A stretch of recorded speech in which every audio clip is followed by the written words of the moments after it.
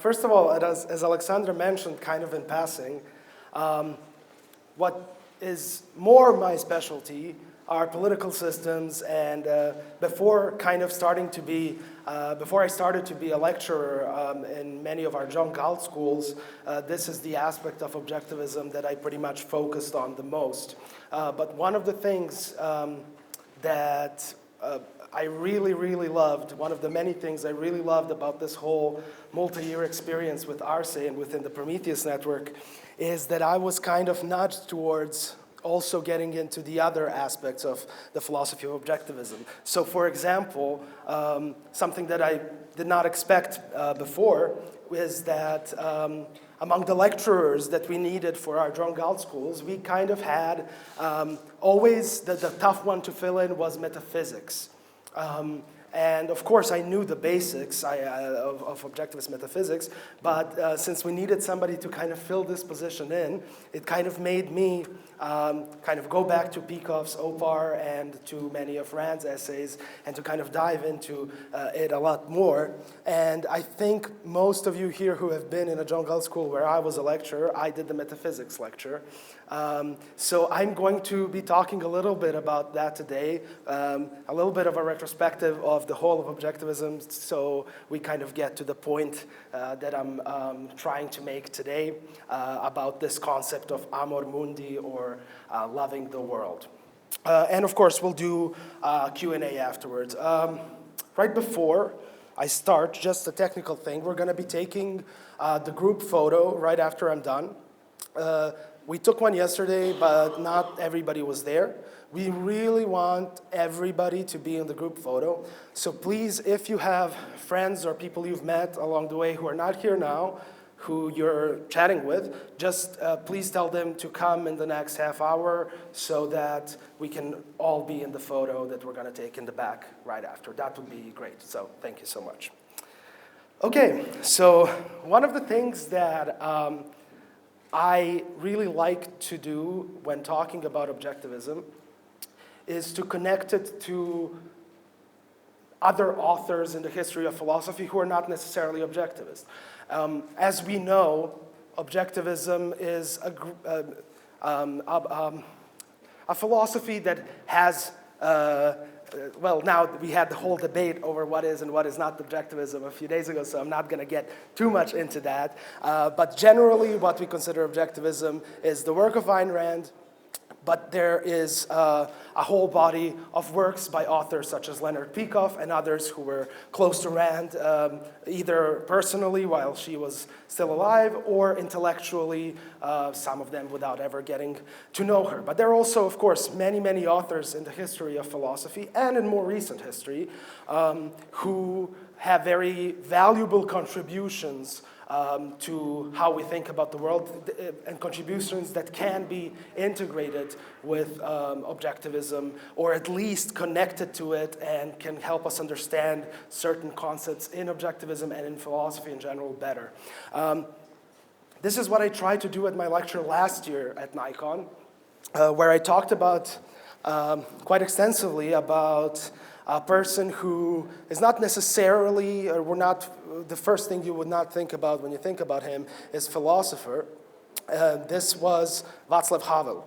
Václav Havel, of course, is not an objectivist, and was, as many of you know, the first president of the Czech Republic after the fall of the Soviet Union. Before that, he was the last president of Czechoslovakia, and his philosophy is quite, let's say, to the left of objectivism, but very, very significant nonetheless in any sort of consideration of a resistance to the Soviets during the Cold War. Today, I am not going to focus so much on another author, but she had very much inspired the title of my lecture today.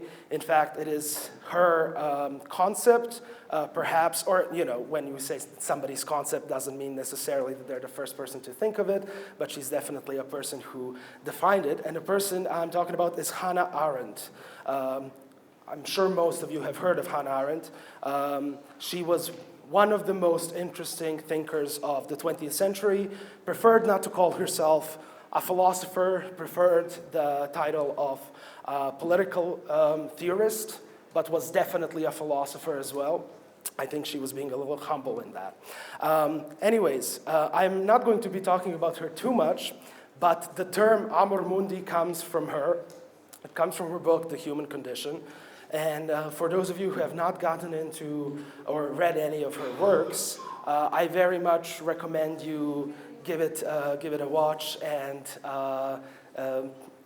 step a little bit outside of objectivism and see how much you can actually see that connects to objectivism pretty well. All right, so when we talk about the attitude that we hold towards the world, the attitude we hold towards, I'm not going to say life, let's stick to the world, and they're not necessarily the same things, but they're connected. We all know that basically you can divide attitudes towards the world and life in general into the optimistic and the pessimistic ones, right? We also know that you can make different arguments for different sides of this debate. Me personally, one of the worst things when engaging with somebody intellectually and engaging with ideas has always been when somebody has ideas that are similar to mine or maybe even the same conclusions with very, very bad explanations of how that happens. You can think of, for example, how Ayn Rand talked about capitalism and the defenders of capitalism, how she deplored how certain religious conservatives would arrive to the basically same conclusion, at least about the free market, in a way, not the whole view of life, but about the free market, but coming from these inspirations which were religious and otherwise mystical. And she, honestly, usually, if you listen to Rand's talks, you know what I'm talking about, talked about them with bigger scorn than those who she disagreed with much more fundamentally. So when we talk about this, our attitude towards the world, and you look at a little bit of the history of philosophy, we don't want to go too far back. If we look at those who are more explicitly very pessimistic, those of you who have studied the history of philosophy, the first name that comes to my mind is Schopenhauer, right? Everything sucks so much that basically the logical thing is that people should want to die. That's kind of like all the way to the extreme. And we don't want to strawman it and say that this is the only way to frame this pessimistic attitude towards the human race and towards the world, but it is one variant of it. Another one that I can think of, for example, that's much more recent, and that I'm sure that many of you have heard about, is Jordan Peterson. I think it's very hard to find somebody who hasn't heard of Jordan Peterson in 2023. I respect him in a way. He has, it's not easy to become a public intellectual, to talk about difficult issues, maybe unpopular issues, and to become popular. He's certainly done that. But his philosophy is a kind of a strange hodgepodge. And the big part that objectivists will usually have against it have to do with his heavy reliance of religion to kind of explain the starting points of many things, and has this view of life where suffering, I'm sure those of you who have listened to his lectures, and he's gotten worse on this. He used to be maybe a little bit less dark, but he hasn't improved. Basically, this outlook of the world is life is suffering. You cannot overcome that. You can learn to live with it. You can deal with it, and you should. But ultimately, the first step towards living a bearable life, so to say, in the philosophy of Peterson, is to accept that life is essentially suffering, which you have to kind of stoically brave. I think objectivism stands completely opposed to this view. I'm just giving it as one example, besides Schopenhauer, of these very pessimistic theories. But then, of course, as I said, maybe even worse, is when somebody tries to defend a very good point, or at least something that's a good point in its essence, at least at the very end as a conclusion, with very bad premises. Some of you, maybe this is kind of a new term, but I kind of like it, that I've seen people use. Maybe you've heard of the term toxic positivity. So there are also all of these attitudes which basically say, just smile until you're happy. Of course, obviously, this is, I am obviously simplifying them right now. Yeah. Just don't be sad. Yeah, don't be sad, or, there is research, psychologists have done research that, like, if you force yourself to smile, your mood will improve, but these are temporary things. Obviously, this is a particularly stupid one, but there are others. I think today it's completely forgotten, but maybe 15, 20 years ago, there was a book that was absolutely exploded, and it sold millions of copies, called The Secret. I don't know if some of you remember that. Law of attraction. Sorry? The laws of attraction. Exactly. Where I am not going to pretend I've read the book, but I know the basic idea is the law of attraction, which is basically, if I'm not wrong, and Leopold can correct me later if I am, basically, if you want success, if you want happiness, you have to sit down and imagine it as hard as you can, and keep on imagining your success. Not visualizing your life as successful in what you need to do to get there, but basically you have to change your attitude and be like, everything is great, and I'm gonna be rich, and I'm gonna find a husband, or whatever is your goal. And it ends up happening with some, unexplained magic in between. This is an example of a positive outlook that is based on premises that are not grounded in reality, and which is, even though it's maybe better than reading Schopenhauer and wanting to kill yourself, it is still, a very flimsy way to explain and to get to a point that is ultimately good. When I say ultimately good, I mean this optimistic view of the human race and of the world.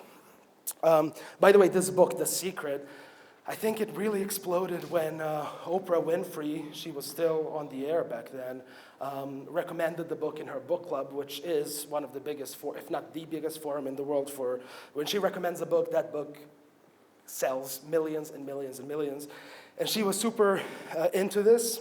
It became super popular, and then shockingly, I really don't know how all of those people did not become rich. And shockingly, everything they imagined did not automatically turn into reality. So she's been real quiet about it ever since. Anyways, so why am I mentioning this? So besides mentioning, of course, those who promote this dark outlook based on religion or based on some other dark philosophies, it is really important to point out that a positive attitude towards the world and towards life is, if you use the right logic and you apply the ideas of a philosophy such as objectivism, also some other ones. I'm not saying that the only philosophy that can logically explain an optimistic attitude towards the universe, towards the world, is objectivism, but it is certainly one of the ones that, from everything that I've seen, does it in the most coherent way. Basically, what I'm going to try to do now is to show why a positive attitude towards the world is a logical conclusion of the view of the world that objectivism offers, and the view of everything that objectivism offers when you look at it very systematically. So, those of you who have who have been at the Jungle School and who have been at one of the Jungle Schools where I did the metaphysics lecture, know how much I love this. Well, it's a triangle here, but in the photo that I use, usually in the presentation, it's a pyramid. It doesn't really matter. Imagine that there's other dimensions to this. And you know how much I kind of always go back to it. And maybe some of the others who have read OPAR, who have read Peikoff. OPAR, by the way, for maybe those who don't know, the acronym is Objectivism, the Philosophy of Ayn Rand, which is the most famous book by Leonard Peikoff, and which is the most systematic outline of objectivism in one book. Because before that book, what we had is a lot of texts spread across different talks that Ayn Rand, well, and also some lectures, but mostly essays that Ayn Rand wrote, and also content from her novels, of course, which are together completely philosophically coherent, by the way. So like even if you go way back to the 30s and you read Anthem, which all of you who have been in the John Galt School have done, you see that years before she ever started writing nonfiction, her philosophy, objectivism, was very clearly defined in her mind and very clearly expressed in everything she wrote as fiction before starting to also do the philosophy more directly. Anyways, as I said, as we know, Peikoff is the one who systematized it in one place. Again, it's not really inventing anything new. At least in this, he has his own ideas, as Craig mentioned, and that are very much built upon what Ayn Rand talked about. But in Objectivism, the Philosophy of Ayn Rand, he just presents this very, very structured view of objectivism, which is very useful. And one way to show this structure, at least in a very simplified way, is this pyramid. So as you know, in objectivism, we like to say that philosophy can be divided into these 5 parts: metaphysics, epistemology, ethics, politics, and aesthetics. Basically, these 5 are the elements to any complete philosophy.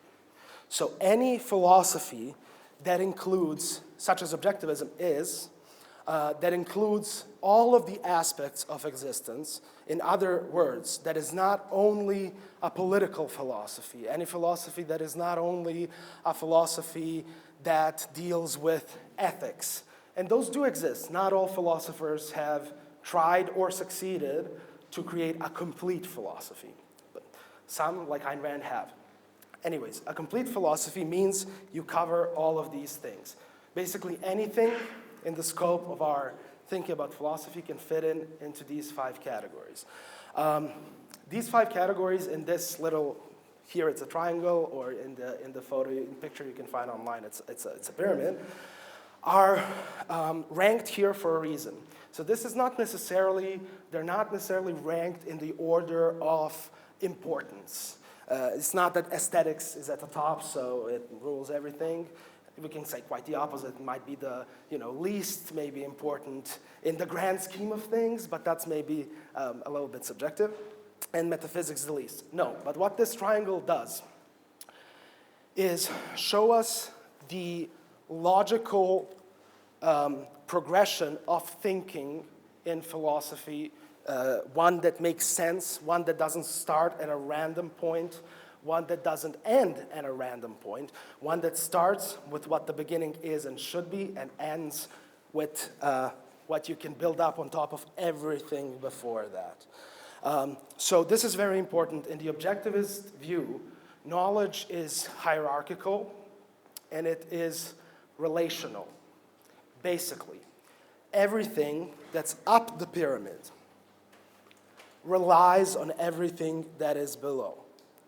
So, this is why, for example, if you are having a philosophical discussion with somebody about politics, and all they talk about is politics without being able to base their thinking in ethics, which has to be based in epistemology, which has to be based in metaphysics, you are talking to somebody who perhaps is not looking at the whole picture.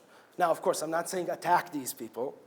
I'm just saying it's very, very useful to have this pyramid, this triangle in your mind, and to kind of think always when you're having deep and hopefully passionate discussions about all of these issues, that any of these upper ones relies on all of the ones that come below it. So, as you know, metaphysics is first. What is metaphysics? Metaphysics deals with the nature of reality. Questions such as, is there an objective reality? Are we all living in a simulation? All of that mumbo jumbo, right? Only when we have determined the metaphysical reality, only when we have agreed, okay, we have some sort of a consensus about whether there is an objective reality, or, we have a consensus that we are not two holograms, or that we are not two codes, in the binary in a computer that are talking to each other, which is kind of a popular one today to think of. Only when we agree on those can we go to the next step and talk about epistemology, which deals with the nature of knowledge. Okay, so we have a consensus on what reality is. How do we know it? What is the difference between knowledge and, for example, religious belief? What is the difference between thinking something without having much to support what we're thinking about, and thinking scientifically, logically, and structurally, right? When we have determined that, we can talk about ethics. Okay, so reality is or is not? It is, obviously, but okay, I'm just giving the options. We know it, or we can or cannot know it because of this, this, and this. Only then can we talk about, okay, what is the moral thing to do under these circumstances? If reality is like this, if it is available to us like it is, what do we do? How do we act? It doesn't make any sense to talk about ethics out of the blue. You cannot start with ethics, just like you cannot start with politics. After we have determined, ethically what is good and what is bad, how you should treat and think about yourself and others and your place in the world, and what you can do to others, what you should do to others, what they should do to you, and how you should interact with them, how you should come together with them, or maybe stay away from them. Only then can we jump up to politics, which tells us how to structure political institutions, and also in a broader sense, society. And then at the very top, and the one that I will admit that I'm not the most knowledgeable about all of these, but it's very, very interesting, is aesthetics, which deals with what is beauty, why is that important, and what is the proper function of art. And Ayn Rand found aesthetics to be quite important, and I'm guessing most of you have not yet read The Romantic Manifesto. This is her book where she explains the aesthetics of objectivism, which can be summed up in the term, come on, Ayn Rand's aesthetics? Who knows? Come on. So the aesthetics of objectivism. What was the term that Ayn Rand used? Maybe romantic realism? Exactly, romantic realism. So to go back to all of this, and of course, if you read the Romantic Manifesto, you will see her explanations of why romanticism. It's not the only, art. It's not the only school of art that she recognized. She very much said there are other schools of art. They can be very, what their creations can be very beautiful and very significant, but the one that expresses the true function of art according to everything else that is part of the objectivist philosophy is Romanticism, specifically in history, and her variation of Romanticism, which is Romantic Realism. So, to go back to the triangle, as you know, we start from metaphysics. How does that work, though? Okay, so if we said that we go from all of these that are up, you have to be able to explain them using all of the ones below, right? This is what this is supposed to mean. So how do we start then, if nothing is below metaphysics? How do we start talking about metaphysics if we cannot explain it down because it is the first one? to come up. Does anybody have an idea? Okay, so what objectivism says, what both Bekoff and Rand very clearly put out, is that, as I said, in philosophical thinking, you have to start from the beginning. The beginning is reality. Okay, how do we know things about reality if we cannot relate to lower concepts? Because it is the lowest before we go up to everything else. So what objectivism says is that there are certain elements of knowledge, specifically the three axioms of metaphysics, that are the starting point. So an axiom is something that is self-evident, something that cannot be further explained more deeply by going down like you can with all of these concepts that are higher up. They are basically self-evident to anybody who perceives the world and uses their reason to take the data and the sensory perceptions that we have and turns it into concepts. And some of you might remember that those three are consciousness, identity, and come on, consciousness, identity. No, it's not one of the axioms. We'll come back to it. These are, so let's, for example, talk about consciousness. That's a really important one. What Bekoff specifically, for example, says in OPAR is that these three axioms are so self-evident and so basic that anybody who denies them should not necessarily be somebody you go into further philosophical discussion with. Now, this doesn't mean, and I don't think this is what he meant it to mean, nor is it what obviously comes from this. That doesn't mean you should use this as a factor to say, oh, okay, somebody's dumb and I just don't want to hear their thoughts, right? What it means is to have a philosophical discussion that is serious, you have to start by agreeing to the most basic axioms that you can start off from, because philosophy has to start somewhere, right? So existence, identity, and consciousness. What do these three mean? In very short, I'm spending too much time on metaphysics, but okay. Existence basically means there is something rather than nothing. Existence exists. It sounds silly, but you have to start in philosophy from axioms like these. There is something rather than nothing. Existence exists. The second one is identity. Identity tells us the difference in different things that exist. So there are certain things in nature that define things that exist, right?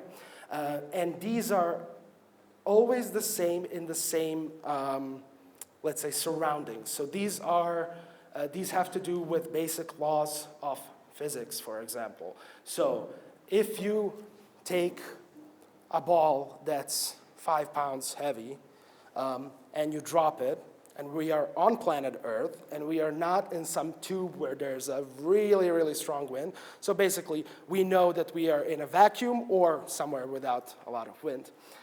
There is no universe where dropping the ball will make it fly up and hit the ceiling. There is no universe where a child lets go of a balloon with helium and it doesn't go up. The wind can blow it, all of that goes into the calculations, but these things have their identities that are based on the way the things are in nature, and that's it. And the third one is consciousness. So accepting the third axiom just means saying, okay, there is something rather than nothing. So this is nothing versus something.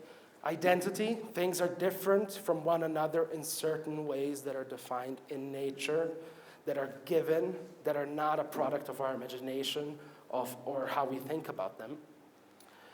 And then consciousness, which says we have this faculty, which is very hard to define. To define what consciousness is one of the biggest questions still in not just philosophy, but neuroscience and so on and so on. But we can say we have this faculty which lets us think about these things, process them, and realize certain things, and makes us able to start off from certain self-evidences like these. So the world exists, it's out there. It doesn't depend on what we think about it. That doesn't mean that everything that exists in the world is immovable and unchangeable. But those things that are part of the natural world are there before our consciousness of it appears. This is the primacy of existence, as they call it. Okay, and then as you know, in objectivism, if we move up, the next step is epistemology. How can human beings know about the world? What is at our disposal?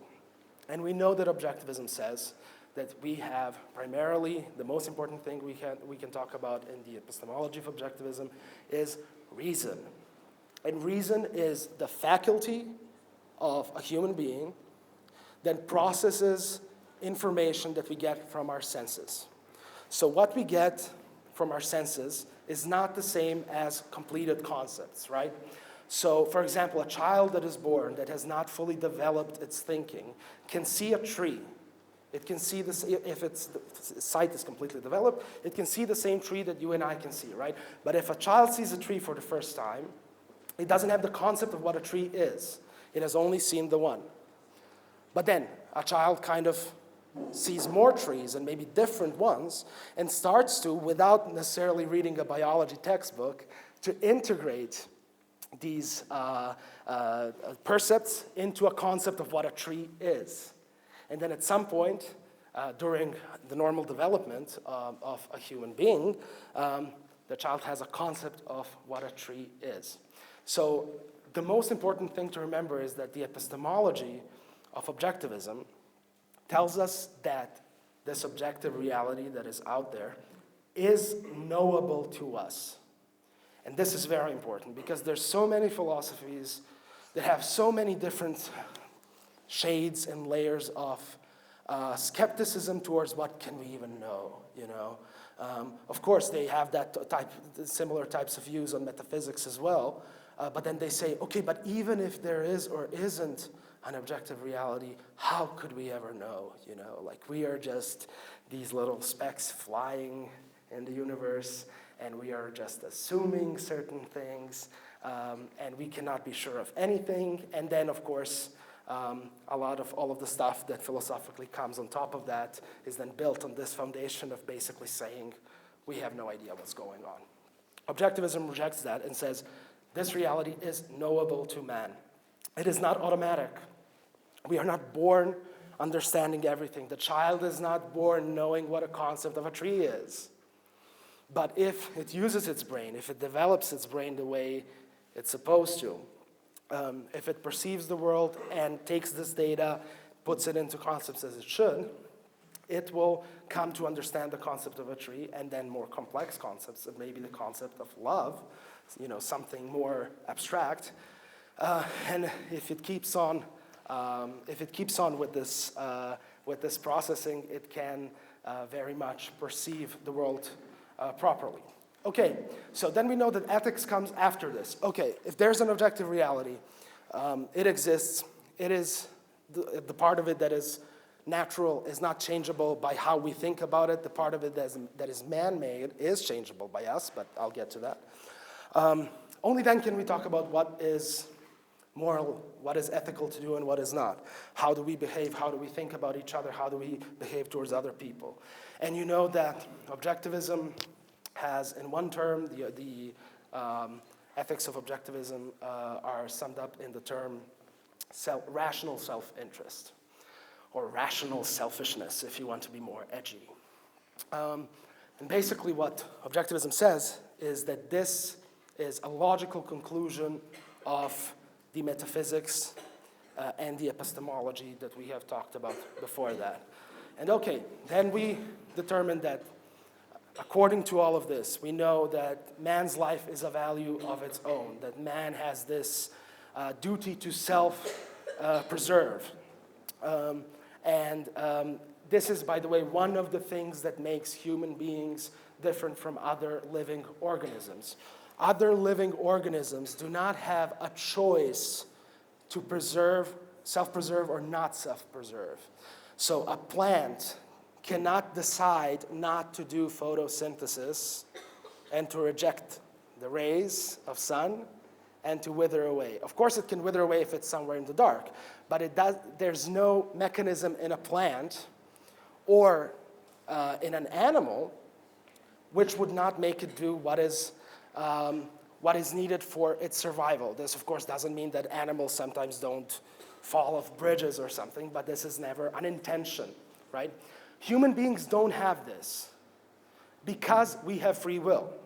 Because we have free will, for us, survival is not automatic. Human beings do a lot of things which lead to their demise. This is why ethics is needed. There's no ethics in the jungle. There's no ethics in the botanical garden. Those just work based on evolutionary principles. Human beings have the element of free will, which is great, you know, but it also means that you can choose the wrong thing and to basically end up in bad places. And this is why human beings need ethics, right?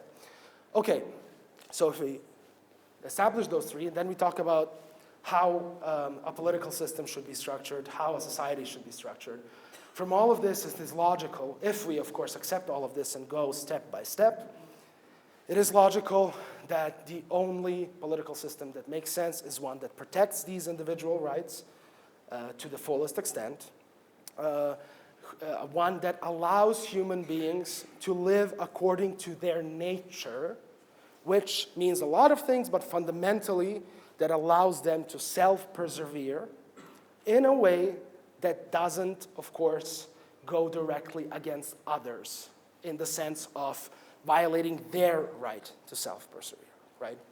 And this is, of course, as some of you know, where, for example, libertarianism and objectivism are different. Objectivists think that there has to be a minimal state to protect these basic rights, while there's a lot of libertarians who think that it could also happen in a sort of anarchy. But that's getting too deep into the part about politics.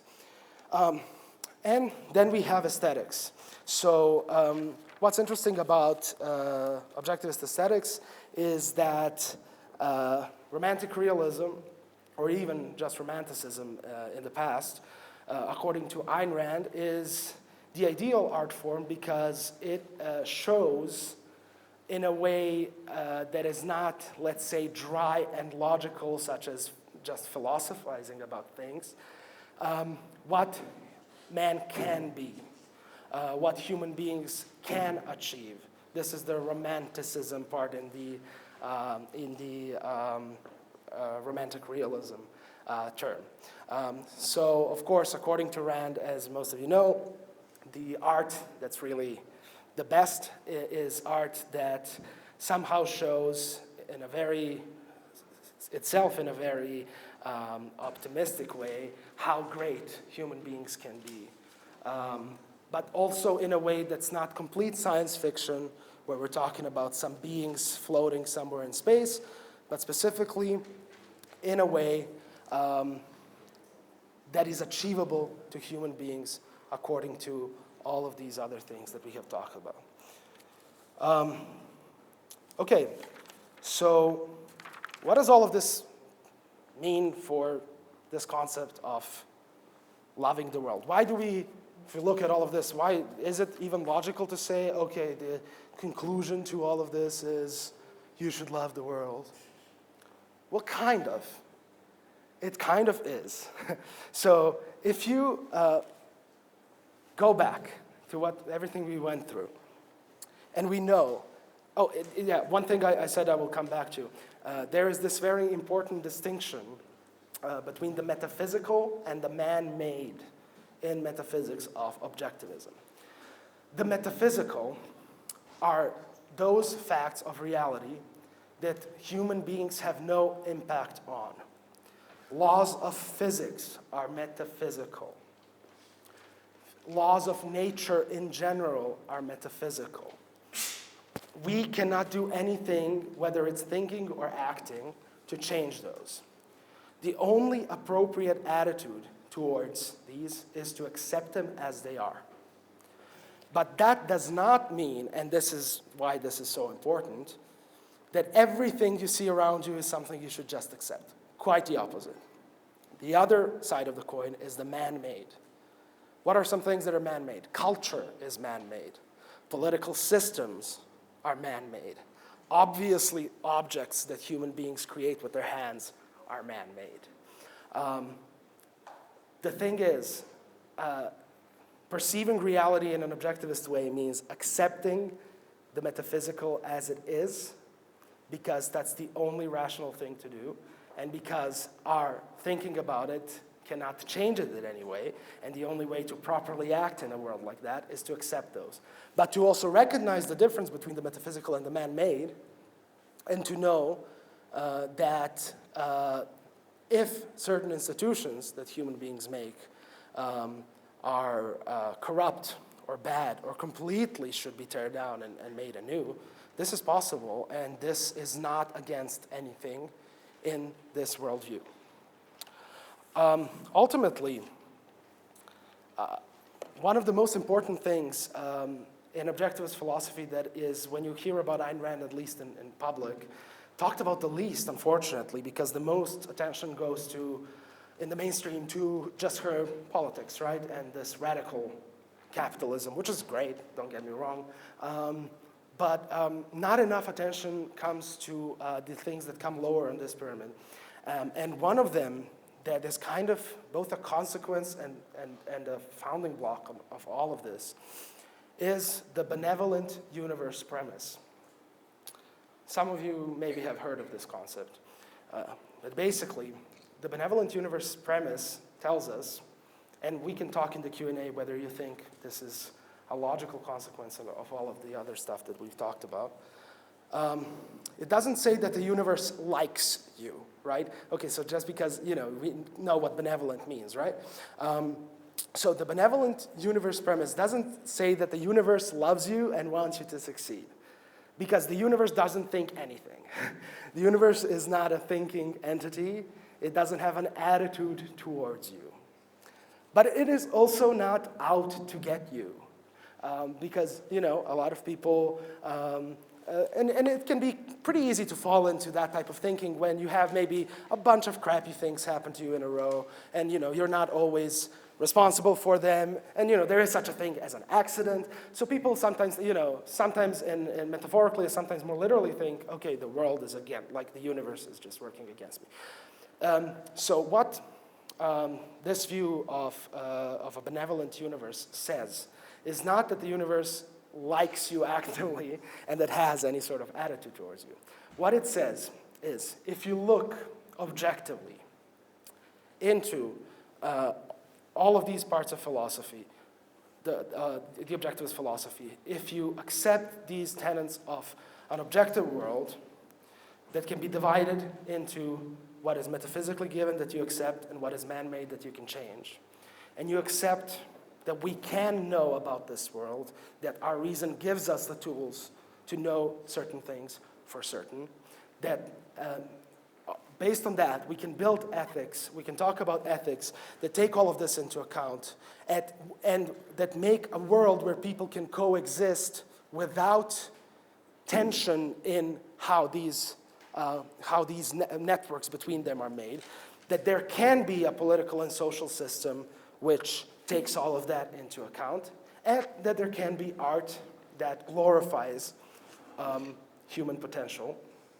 It is pretty much, at least I would say, but I would love to hear your opinions of this, a consequence of all of that to say that that type of universe which exists, which we can know about, and which, if we accept the parts of it that are given by nature, and we work to potentially change those that are man-made and that are maybe not proper at the time that we're living, is completely open to our happiness.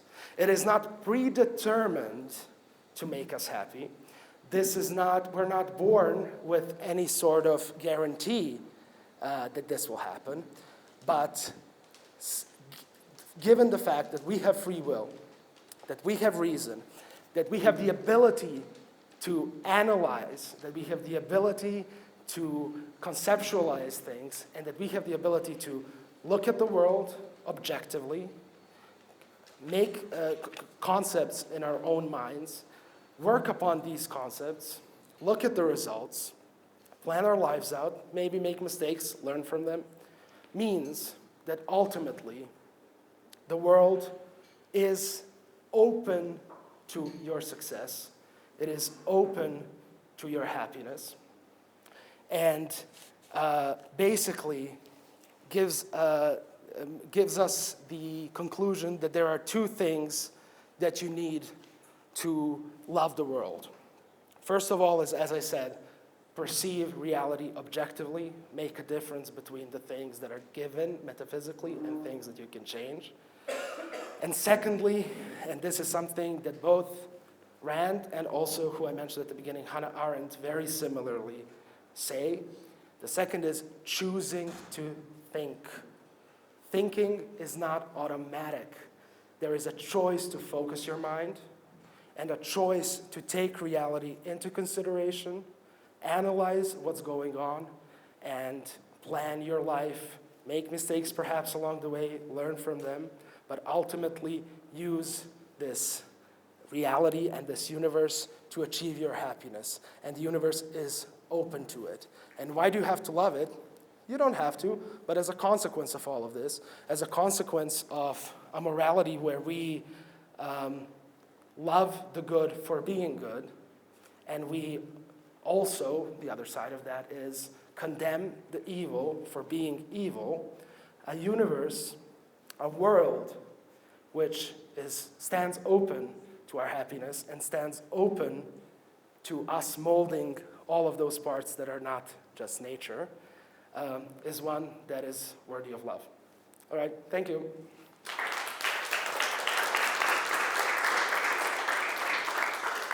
Are we gonna do a Q&A? Let me just see what the time is. Okay, we have about 20 minutes, so yeah. Do we have anybody with mics?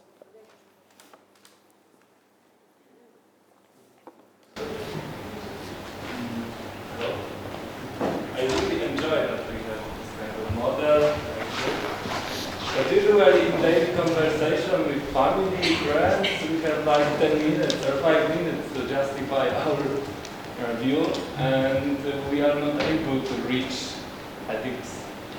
Do you have any hints how we can still justify it without, grab this ethical stuff or epistemology? Because even it sounds strange if I in my works to from epistemology. So this is my question. That's a good question.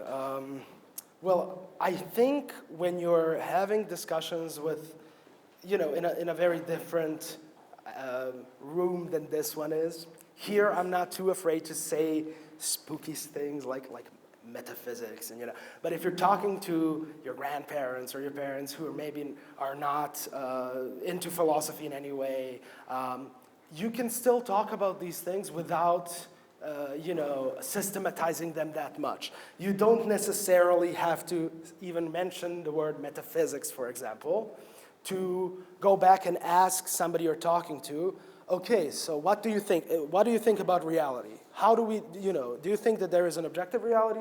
And today I think that these types of questions are more present in the mainstream. As I mentioned, a lot of them because of these pretty stupid theories that are popular about multiple universes and all of this. They're not all stupid. Some of them are interesting. But I think particularly because of all of that, and the whole matrix things, which has been popular for about 20-something years now, the whole, we're living in a simulation, we're in somebody's computer, Elon Musk is running everything from, his keyboard in San Francisco. I think it makes it maybe a little bit easier to talk about stuff like metaphysics, because people have heard at least some discussions about it. But basically, my tip would be, Rand used to always say, check your premises. So my tip would be, if you are having a discussion with somebody who's maybe not super into philosophy and is not interested in talking about the definition of what metaphysics are or what epistemology is, to basically, if you're talking with them about politics and they give you some sort of very firm position on something, you basically ask them to tell you, and every human being has this process in one or another way, to tell you how they came to that conclusion, based on what. And basically what you're doing when you ask them that, without explicitly drawing them this triangle, is going down the pyramid, the triangle. So by asking them, okay, what are the implications, you don't have to say ethics, but what are the philosophical implications of that policy that you're supporting? And sometimes people need a little bit more guidance. You can ask that in more simple ways.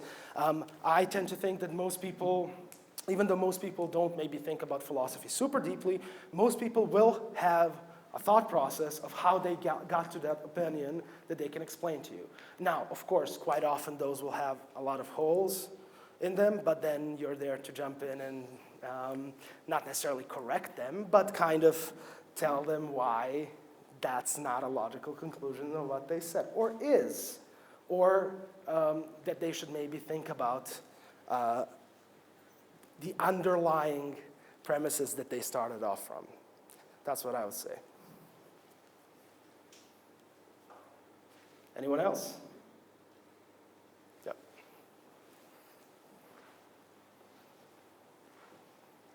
Thank you for your presentation. I wanted to ask, since the aesthetics are on the last bit, I wanted to ask what are they actually important for, if there's anything they're important for, according to Armin and the objectivism, and since they are last in the pyramid, are they the least important when it comes to metaphysics, epistemology, etc.? Yeah, good question. Yeah, so the pyramid is not, it is a hierarchy in the sense of this order of thinking. So when Peikoff begins his book, he says we start with, as philosophers, where we start as babies, where human beings start when they're born, looking around themselves. This is the metaphysics part, right? And this is where we come to those self-evident axioms, as objectivists call them, and then we go up and up. So it's not that metaphysics is unimportant, quite the opposite, it's just the start, and it's not that aesthetics is the least or the most important. Aesthetics is at the top because, in the opinion of Rand, it is based on everything that comes before, so just like all the other things. So you can, talking about aesthetics without having defined what a proper society should be, which is the politics part, and what institutions should exist in it, how people should act, which is the ethics, how the world is knowable to us, which is epistemology, and what is the basic nature of reality, which is metaphysics. It doesn't make sense to go all the way to aesthetics. Why it's at the top as well is Ayn Rand had a very, thought that art had this very, very, very important role, in that it is, as I said it kind of clumsily, that it's this less dry way of showing all of these things without explicitly talking about them. So in a grandiose work of art that she would find very good, whether it's a painting or a novel, there is a vision of ideal people.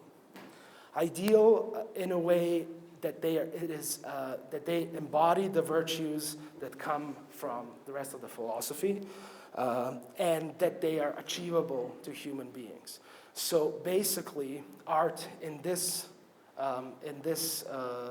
conception of the world has this very important view of taking the artist's metaphysical views and expressing them without explicitly saying them, but by showing what could be when you implement those. There's this very interesting concept by Ayn Rand. I wanted to mention it, but I didn't have time, which is one of my favorite concepts from her, which is called the sense of life, which plays particularly an important role in the aesthetics of objectivism. So I think she defined the sense of life as a pre-conceptual equivalent of metaphysics. It is basically, I heard her somewhere, I read somewhere that she says it is the style of your soul. It is basically before sitting down and maybe systematically defining your views of the universe, you have a sort of attitude towards it that's based on everything that has happened to you and what you have internalized. And specifically in art, the sense of life of the artist, the way the artist sees the world, and this connects very much to what was at the beginning of my talk, whether the artist sees a benevolent universe or an evil, malevolent universe, whether the artist thinks that pain and suffering are the exception or the rule, right? Can be seen in a good piece of art. So if you want to read more about that, The Romantic Manifesto is Rand's book. It's a collection of essays that is specifically about the aesthetics of objectivism, and it's really interesting. And it basically shows how very seriously she took art. But yeah, in short, it's not at the top because it's the most important or anything like that. It's at the top because it comes it should come, in her opinion, if it's properly done, if it's art that promotes an ideal version of what human beings can only be made after an artist has integrated all of the previous parts. Anyone else? All right, well then, thank you very much.